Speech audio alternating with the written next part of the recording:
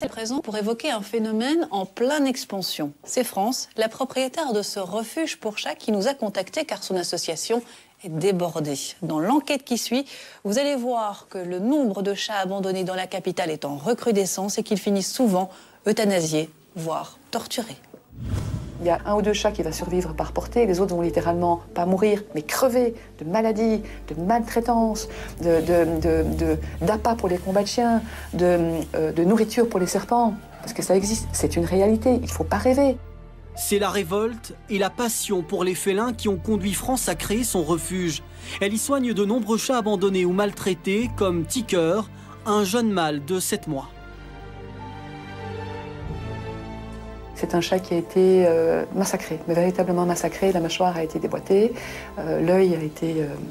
on ne sait pas. Est-ce que c'est une voiture qui ne s'est pas arrêtée et qui a laissé le chat pour mort? Est-ce que c'est un particulier? On ne le saura jamais. Ce chat a nécessité des semaines et des mois de soins, et c'est un chat vraiment adorable. Les histoires comme celle-ci sont nombreuses à Bruxelles. Trop souvent, France est confrontée à une cruauté sans limite. Tabata a servi à une vilaine personne pour jouer avec, en prenant par la patte et en faisant tourner comme ça. La patte a été disloquée. La chatte était allaitante. Elle avait des petits. On a été appelé en hyper urgence. On a embarqué tout le bazar. Tabata, très mauvais état sanitaire. Et Tabata a commencé son parcours du combattant, à savoir antibiothérapie, ablation, donc amputation de la patte, plus toute la période post-chirurgicale. De plus en plus de chats se retrouvent livrés à eux-mêmes dans la capitale, suite par exemple au déménagement de leur maître.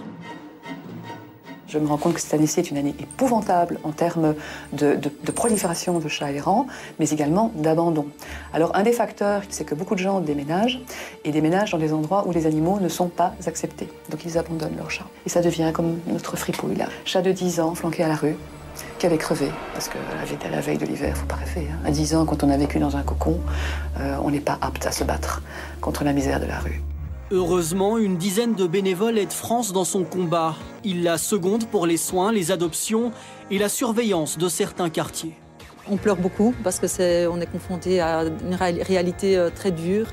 Beaucoup de gens nous disent on n'arrive pas, comment tu peux faire ça? Nous, on n'arriverait pas à le faire, mais voilà, si on ne le fait pas, il n'y a personne qui le fait à notre place. Pour limiter les souffrances dues à la prolifération des chats errants, les associations prônent une solution, la stérilisation. Mais malheureusement, celle-ci n'est toujours pas obligatoire pour les particuliers. 2 chats, c'est des milliers de chats à la fin de l'année, s'il n'y a pas de décès parmi la descendance. Donc il faut obliger à stériliser, s'il vous plaît. Ça, c'est la seule solution, pour ne pas voir des petits mourir de faim, de froid, de maltraitance dans la rue. Stéphanie et les autres bénévoles arpentent donc régulièrement les rues de Bruxelles afin de capturer puis stériliser un maximum de chats, comme ici dans le quartier de la Gare du Nord. On a été appelé ici pour on les trappe, on les stérilise, on les remet sur le site.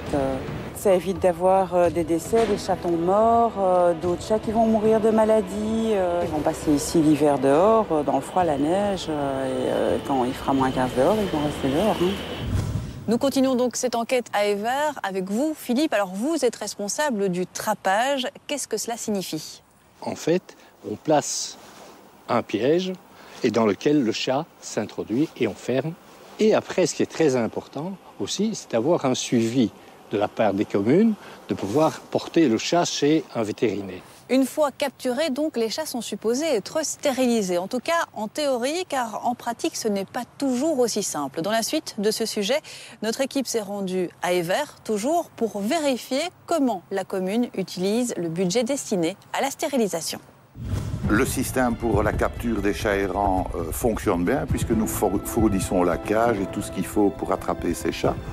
On pratique ça depuis plusieurs années avec des vétérinaires reconnus.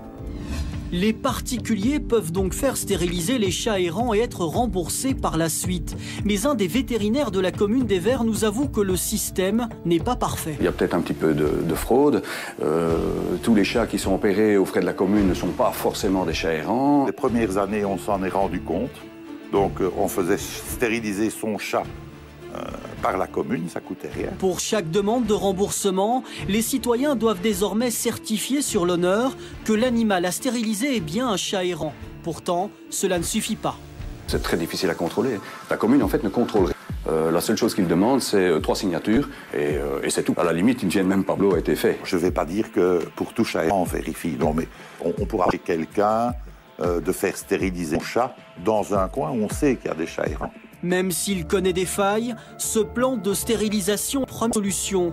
Mais seule la moitié des communes participent. Conséquence, beaucoup de chatons sont encore nés cet été. France a donc eu l'idée de créer des familles d'accueil. Ça a été vraiment une grosse saison, on a sauvé quand même plus de 200 chatons. Et grâce justement à la gestion des familles d'accueil, ça nous permet de pouvoir en sauver un maximum et que les gens les sociabilisent, s'occupent d'eux, parce qu'ils ne peuvent pas venir à la chatterie, parce qu'ils ne sont pas vaccinés et que c'est pour éviter qu'il y ait des maladies, quoi. Un système qui permet d'éviter les nombreuses euthanasies de chatons. Mais les adultes aussi sont nés. En 2011, par exemple, plus de 12 000 chats ont été euthanasiés car les refuges sont complets. Face à l'euthanasie, les attitudes varient, je crois, assez fortement d'un refuge à l'autre. Je sais qu'il y a des refuges en Belgique où un chat qui rentre est euthanasié sur le champ. Il est clair qu'une euthanasie, c'est 1, 2, 3 seringues, un petit peu de produit, ça ne coûte pas très cher. Les communes aussi euthanasient parfois des chats errants. France condamne cette pratique qui n'a pour elle aucun sens. Donc il est clair que certaines communes vont privilégier l'euthanasie des animaux errants en se disant comme ça on est débarrassé du problème.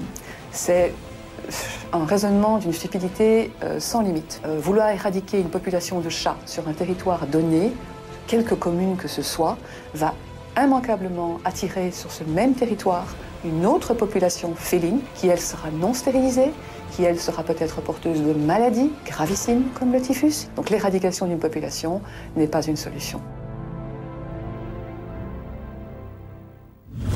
France, pour éviter les maladies, pour éviter les abandons et surtout les euthanasies de chats, aujourd'hui, est-ce que vous auriez un message à faire passer aussi aux autorités ? Il faudrait essayer de trouver des solutions, effectivement, à savoir des budgets de stérilisation plus importants, une meilleure répartition des budgets de stérilisation peut-être. Ce serait déjà un très grand pas en avant. On est à la veille du 31 décembre, donc espérons que votre message soit entendu et qu'il donne des idées à certains de nos responsables politiques. C'est ici que se referme cette émission. Vous le savez, demain, c'est la nouvelle année. Donc, au nom de toute l'équipe technique et des journalistes qui réalisent chaque semaine votre magazine, je vous souhaite de passer une merveilleuse année. Je vous dis à lundi prochain. Au revoir.